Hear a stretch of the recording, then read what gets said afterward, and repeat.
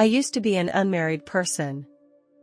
I always thought I would be happier living alone. However, at a party, I met my current husband. We fell in love at first sight and our romance developed very quickly. Soon we started thinking about our future life and family. Although I never wanted children before, when I met my husband, I began to envision myself having a complete family with children growing up together. Since I was over the age of 35, pregnancy might be more difficult for me. I learned that older mothers are prone to many health risks. 6 months into my marriage, I unexpectedly found out that I was pregnant. The news was a surprise to my husband and me, and we were both very happy and excited. Although we sometimes worried about whether we were ready for a child, we also felt full of love and anticipation. We started making all kinds of preparations for the upcoming child. At the same time, we made some changes to our lives, such as focusing more on healthy eating and lifestyle habits to ensure the health and development of our fetus. My husband was very caring throughout my pregnancy. He would cook for me often. We also planned the education and growth of our future child together and imagined a better life after the baby was born. When I was 2 months pregnant, I got sick a lot and didn't feel like I was in good health. Maybe it was because I was older and my body was less resistant to viruses. Even though I took great care of myself, I couldn't completely avoid getting sick. Later, my son was born successfully, and my husband and I were very happy. 3 months after my son was born, my headache became more and more severe. One day, I was home alone to take care of the baby. After successfully putting my son to bed, I felt thirsty and wanted to go to the kitchen to get a glass of water. The moment I stood up, I felt as if the whole room was spinning. I tried to stand firmly on my feet, but soon felt weakness on the soles of my feet. However, my eyes began to blur and I felt my consciousness begin to fade. When I opened my eyes again, I realized that my soul had left my body. I felt confused and scared, not knowing what had happened to me. I saw my body lying on the floor as if I was asleep. I saw that my son was sleeping in his crib. I began to feel panic and my mood became overwhelmed with anxiety. I didn't want to leave my child, I didn't want to give up my life, I wanted to watch my son grow. I started trying to get back into my body, but everything seemed like a pointless effort. My soul seemed unable to return to my body, leaving me with an overwhelming sense of despair. In this desperate situation, I thought of God. I prayed to God, "God, please, now is not the time for me to leave, my son needs me." My prayer was answered. Suddenly, I noticed a door appear in the air of the room, a door that looked very special, like it was made of clouds. Even though I felt some uneasiness and uncertainty, I knew I had to go in and take a look. As I walked through the door, I felt a wonderful sense of calm, as if I were surrounded by an atmosphere of love. It was a space of nothingness where no matter existed, only pure energy. I felt very light and free of physical restraints and limitations. Although this space had no physical presence, its presence and energy made me feel infinitely warm and at ease. It made me believe that I would never be alone. Suddenly, a bright light appeared ahead. I felt that the whole space was illuminated by this bright light. Curious, I walked forward and tried to explore the secret of this light. As I approached the light, I saw a figure appear in front of me.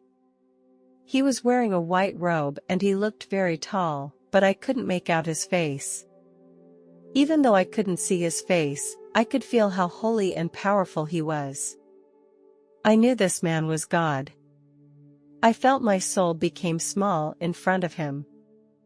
God told me that my time had not yet come and I could not enter that light yet. your children still need your care. I told God that I was praying to you to help me get back into my body. I said to God, I don't want to go back just yet, can I ask you a few questions? God replied, sure. I asked God why some people meet angels and you during near-death experiences and others do not. God gently replied, because each person's soul has its own path, and some need more guidance and help, while others have found their way. God went on to explain that some people feel lost and disoriented in life and they need to rediscover their faith and direction. The angels and I will lead them back on track.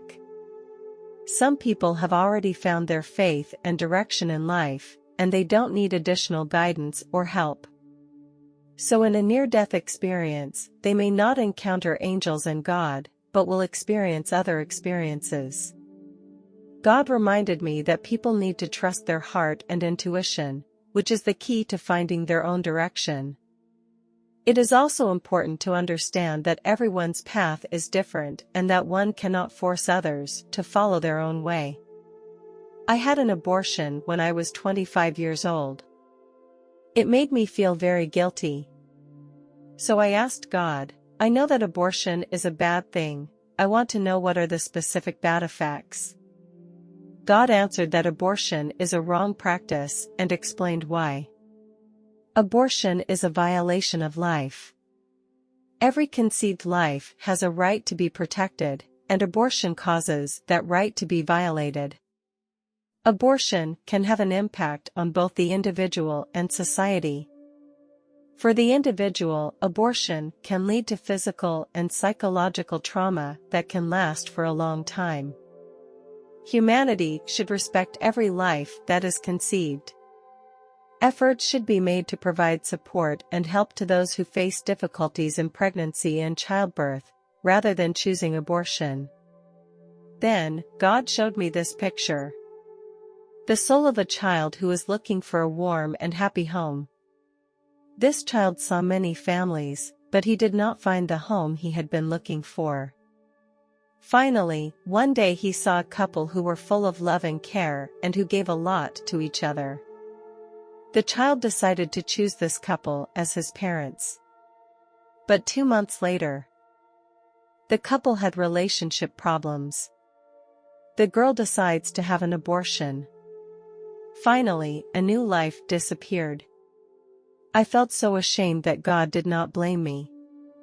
He reminded me that everyone makes mistakes and that I can achieve salvation and inner peace by reflecting and changing. At the same time, he reminded me that every life is precious and needs to be respected and cherished. Finally, I asked God if I could visit heaven, and he smiled and nodded. I felt very excited and held his hand tightly. Then, we suddenly disappeared into the same place. The next second, we appeared in a strange place. I found myself in a beautiful environment. Beneath my feet was an emerald green grass, and I could feel its soft and comfortable touch. There was a beautiful waterfall in the distance, with water dropping down from a high place, making a crisp and pleasant sound. The air here is very fresh and makes me feel very comfortable and relaxed. I looked up and found a huge city, suspended in the air. The city consisted of many tall buildings, palaces, and sculptures. The city was surrounded by a forest and a calm lake, which looked very peaceful and beautiful. Below the city, there were some small villages. These houses look very lovely. The houses are surrounded by gardens and ponds. Some small children are running and playing here, looking very happy.